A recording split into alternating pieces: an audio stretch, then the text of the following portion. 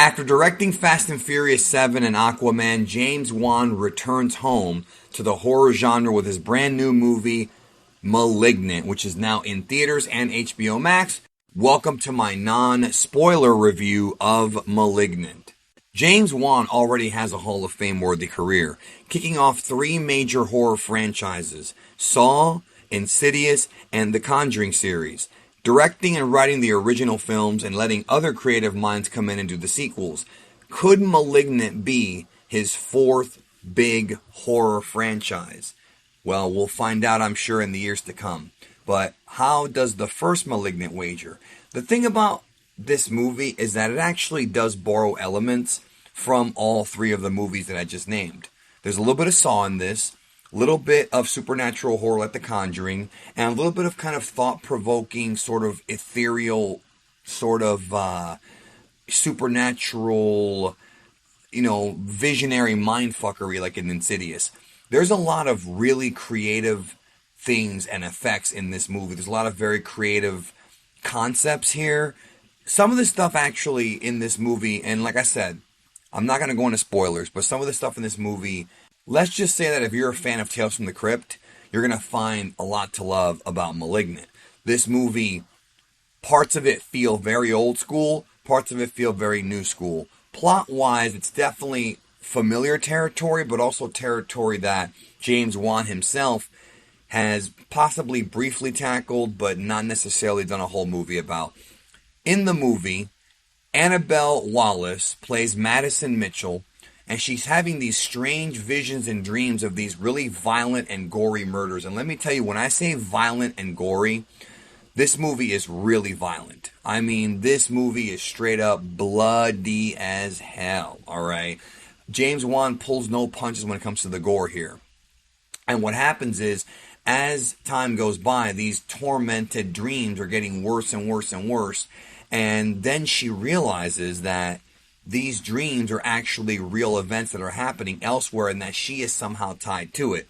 So as the movie progresses, you start to kind of learn what her backstory is, how she's tied to these murders, who this murderer actually is, and little by little the plot kind of unravels itself. Sort of like what they did with Insidious Chapter 2, where you get more of a backstory as you go through to explain what happens in the film, which is good because that gives the movie a replay value. Like when you watch the movie a second time, which I have not done yet, but I will probably very soon, when you see it for the second time, that's when you kind of pick up on the hints that were given to you early in the movie, because by that time you already know the outcome and you already know the big, reveal of what's going on. It is one of those kinds of movies where you probably should know as little as possible, because you're going to be kind of guessing what's going on. Even from the opening, like the prologue of the movie, even from there they kind of show you something but don't really go into what's going on. Like you have your ideas in the back of your head, okay, is it this, is it this, is it this? And it's actually not what you think. And some of the scenery in this movie, I mean, those of you guys who have played stuff like the Resident Evil games, you've seen some of that really gross imagery, like Resident Evil 2, for example, when you fight William Birkin. There's a lot of that kind of stuff in this movie. It's really not only gory, but also pretty damn disgusting. Like, James Wan is really disgusting with this one. I feel like movies like The Conjuring had a lot more, just more supernatural, ghostly elements to it. And this movie does have aspects of that. There are parts where this demonic entity, I'm going to call it for lack of a better term, it's not really a demon. I don't want to go into what it is, it's a spoiler, but I'm going to just call it the villain of the film, the monster, whatever, the antagonist, so to speak, does these really creepy, shadowy things. And as you're watching it, you're not really sure what's going on, and then later on, it kind of all makes sense. And James Wan does really well with playing with, one of his strengths has always been playing with lighting, playing with sort of like camera perspectives, and also playing with sound.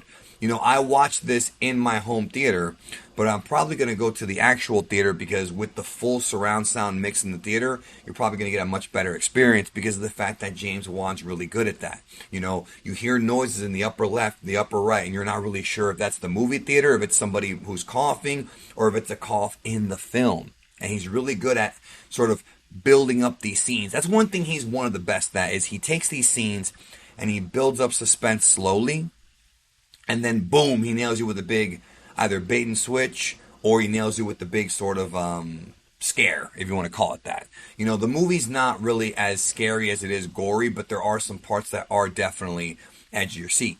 The music in this movie I want to talk about real quick. Joseph Bishara is the composer. This is not the soundtrack that I was expecting at all from this movie. The music in this movie is very, very up-tempo and very chaotic. It's not like it's not Insidious, it's not The Conjuring, it's not that slow kind of, where there's almost no music except for like, very creepy, like maybe violins once in a while, like real low tempo. No, some scenes in this movie have like really like powerful and loud music.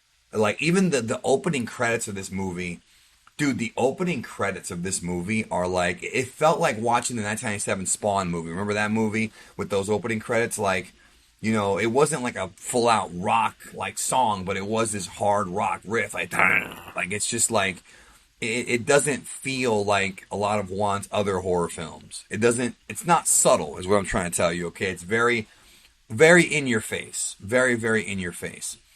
I think people are going to be going into this expecting it to be supernatural in essence, or the whole movie to be like that, and it's really not. But like I said, there's aspects to it, but there's also a Saw-like thing. Remember in the original Saw when you had like the cops trying to figure out what was going on? Same thing here. These murders are going on all over the place. And you have two detectives played by George Young and Micole Brianna White. Almost messed that up. And they play two detectives trying to figure out what the connection is between these murders and why these murders are occurring. So they kind of bring everything down home, but at the same time, they also end up having conflicts with the antagonists that are a little bit more real. So James Wan does a really good job of playing with the audience here because you don't really know, is it a ghost? Is it an alien? What is it? What's going on?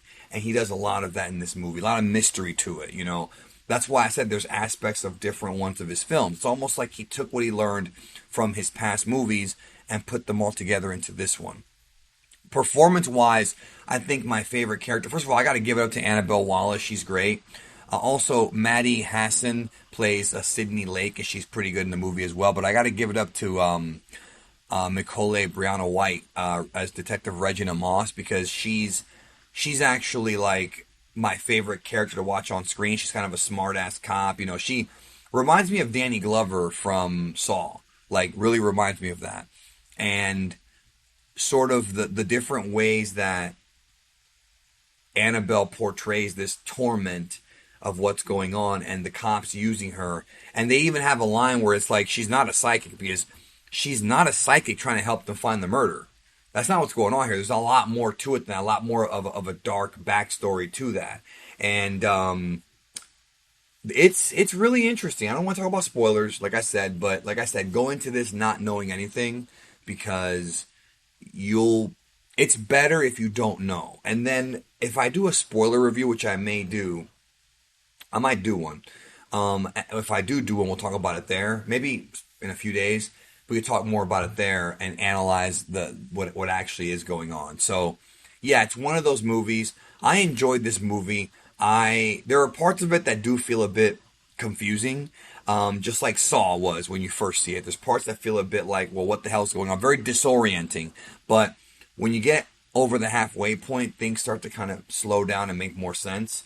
And I think James Wan may have purposely done it that way, because then the second time you watch it, I think you'll probably enjoy it more. I'll let y'all know when I see it the second time. So, Malignant, thumbs up so far. Check it out, and I'll come back with a spoiler review, probably. I can't guarantee it yet, but I probably will when I see the movie again. Talk to you soon.